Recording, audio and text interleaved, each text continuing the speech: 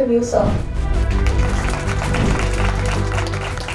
इस खुले आकाश को देख के, पहाड़ की ऊंची ऊंची चोटियों को देख के, सूरज को देख के, चंद्रमा को देख के, करोड़ों तारों को देख के, इस पृथ्वी को देख के, हरे भरे जंगलों को देख के, बहते पानी को देख के, गिरते झरनों को देख के, इस विशाल समंदर को देख के, जिसके मन में ये भाव नहीं आता कि एक बार हाथ जोड़ के प्रणाम करें, वो आदमी नहीं, फिर पत्थर है। अपने अंदर के पत्थर को मोम बनाओ, पिघलाओ और इस प्रकृति के साथ जीना सीखो, अलाइन होने की कोशिश करो।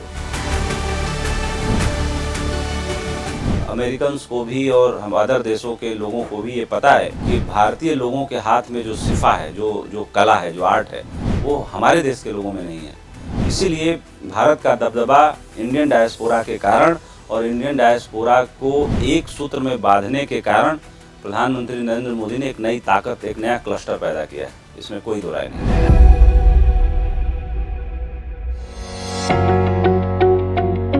चार्वाक ने यजुर्वेद में जो रचना की और चार्वाक दर्शन में जो रचना की मानव जाति के लिए, वो किसी ने नहीं की। वो स्वार्थी इसलिए बन जाते हैं कि हमारी तरह सोशलबाजी नहीं करते। वो सामाजिक ताने बाने से ऊपर उठ के वो ऐसा काम करते हैं जो सिर्फ समाज के लिए करते हैं।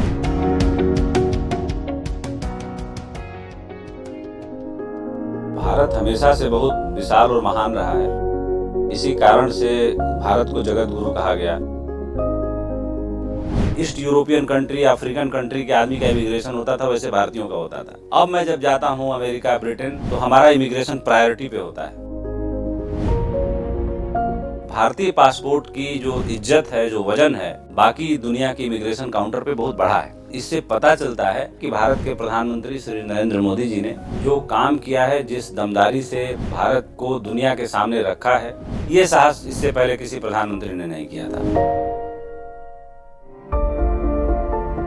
प्रेमचंद जी थे, उनके बाएं पैर की, फटे जूते की वो छोटी सी उंगली कुछ कहना नहीं चाहेगी, आपको क्या लगता है?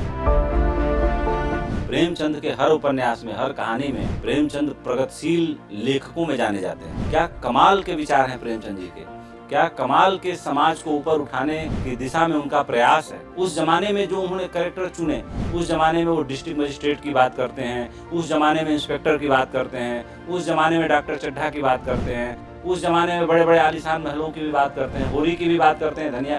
तो उन्होंने जो सोशल कॉन्ट्रास्ट दिखाया है, उससे ये दिखाया है कि समाज का परिवर्तन होना चाहिए, तब समाज बेहतर होगा। स्वयं के जीवन में बदलाव लाने के लिए आप दूसरों से प्रेरणा ले सकते हैं और दूसरों को अपने जीवन में जो आप बदलाव ला के दिखाए हैं, उसको पहुंचा सकते हैं। जिस दिन आप लिखना चालू करेंगे अपने मन की बात, उसी दिन आप एक मजबूत आदमी बनेंगे, आपके अंदर एक पर्सनालिटी पैदा होगी। सर, हम सब ईश्वर के बच्चे हैं। जन्म के वक्त मतलब हमें पता नहीं होता हमने किस परिवार में जन्म लिया है। आजकल हम देखते हैं हर कुछ हिंदू मुस्लिम के बीच में चलता है। तो सर, क्या हमने एक गलत समाज का निर्माण कर लिया है? सर, निर्माण तो जैसा था हमेशा से ऐसा ही था। ये सवाल आपकी आत्मा से उपजा है, तो आपको धीरे धीरे सारे धर्मों का अध्ययन करना चाहिए 10 साल लगा के। 10 साल में सब कुछ पढ़ लेंगे आप।